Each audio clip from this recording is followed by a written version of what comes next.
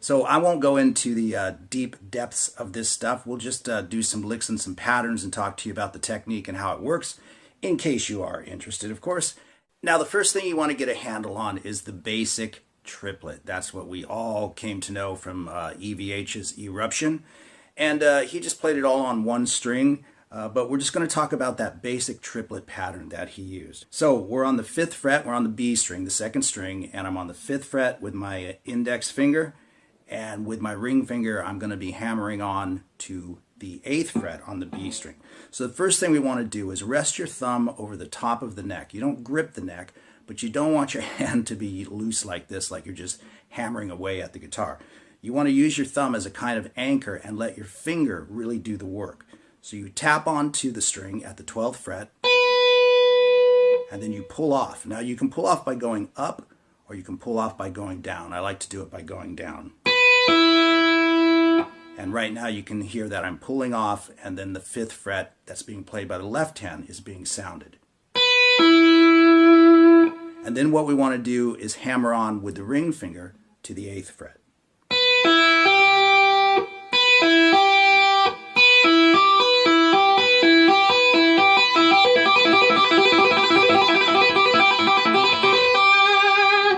Okay, now you'll get this kind of seesaw motion going, right? Where this finger's coming down as this one's going up and vice versa. That's exactly what you're looking for.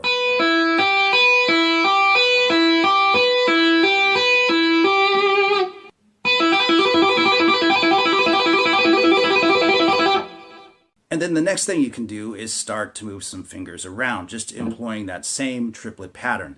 You can move anywhere you like, whatever sounds good to you, but for this little exercise, I'm going to move with the right hand from the 12th fret to the 11th fret. So we'll be going like this.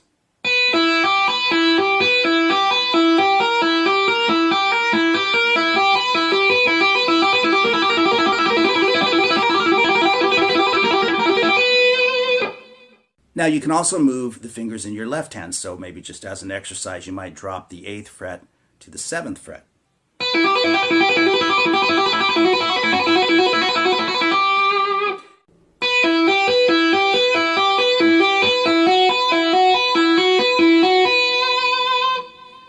And then of course you can actually move both fingers at the same time, both hands at the same time. So while dropping to the 7th fret here, you might also drop to the 11th fret in your right hand and get yet another different sound.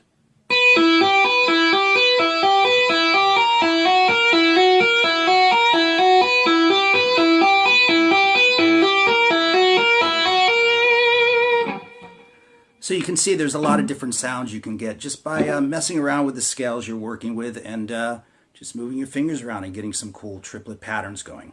Now, a basic variation on that is one that I think I got it from an Alcatraz album with Steve Vai on it, and you kind of just flip-flop the pattern.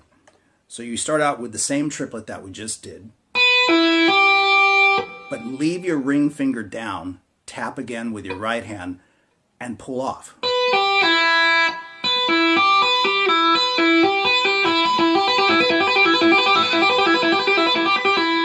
It's a slightly different sound, sort of a little bit more watery, if you know what I mean.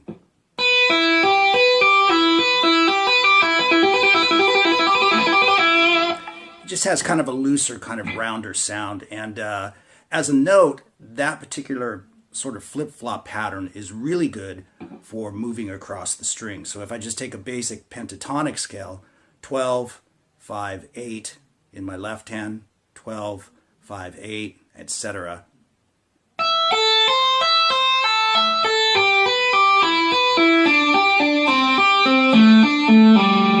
That's pretty cool.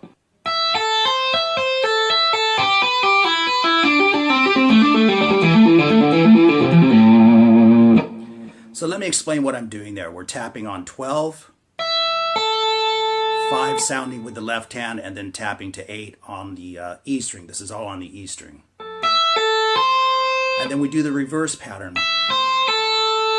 And then I'm tapping again, 12, 5, but moving to the next string for 8.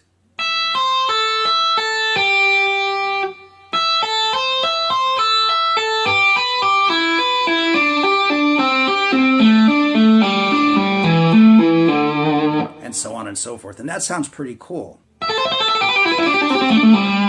That's kind of a real cool sound right there. So let's just talk about a few other patterns, you know, a couple of cool ideas that you can incorporate and kind of mix this stuff up. This is a quintuplet. This is a 5-note phrase. I'm in the key of E minor here, not for any particular reason, but it's a nice key to do it in. So what I'm doing here is I've got my fingers lined up 7, 8, and 10. I'm on the first E string now. And you tap at 12 and pull all the way down to 7, and then hammer back with your pinky to 10, and you have a quintuplet.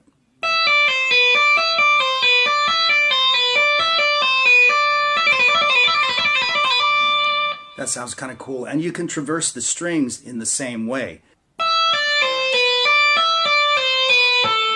You can see how I placed that last hammer on with the pinky on the B string, and then from there you can travel.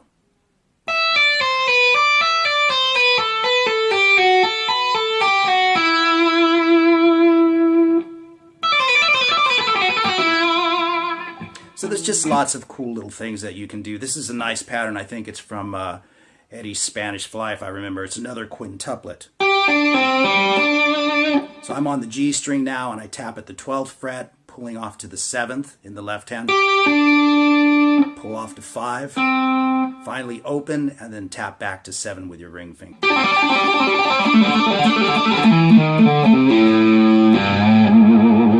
Now let's talk about a few cool things, you know, that you can do with two-handed tapping as well that doesn't just involve licks. For instance, you can be playing normally with your pick. And you can tap out notes in your right hand, you can slide them. And of course, Eddie used to do that kind of stuff a lot.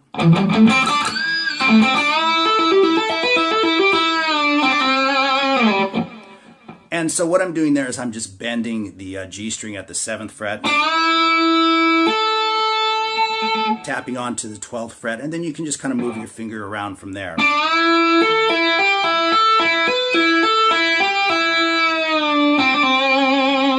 You can also slide with your right hand while you're actually holding the bend. And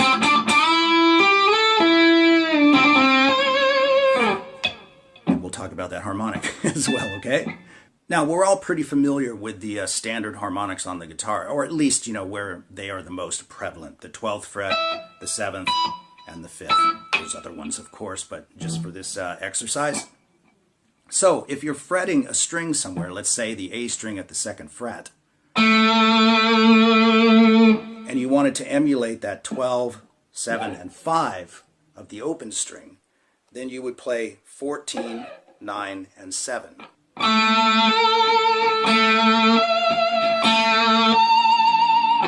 Pretty cool indeed.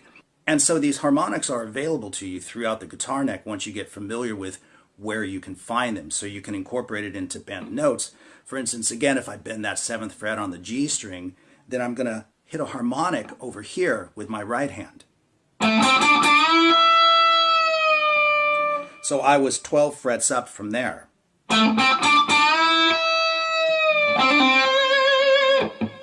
So what I did was I bent the string at the 7th fret, and then 12 frets up, which would be the 19th fret, I just touched the harmonic. Touch right over the fret. Don't tap the string. Don't put pressure on it. Treat it exactly like a harmonic. Just touch the string right over the actual fret itself, and then pull your finger away. And then when I did the... then I went to 17 so that I could get the harmonic out of that note.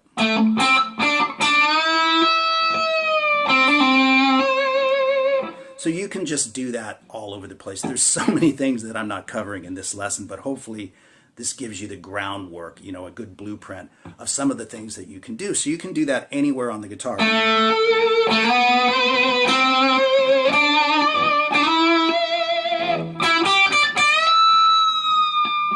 You can really go crazy with this stuff if you want to.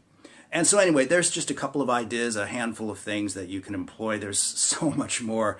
I can't even possibly remember it all because it's been so long since I, to be honest, actually incorporated this stuff into my playing.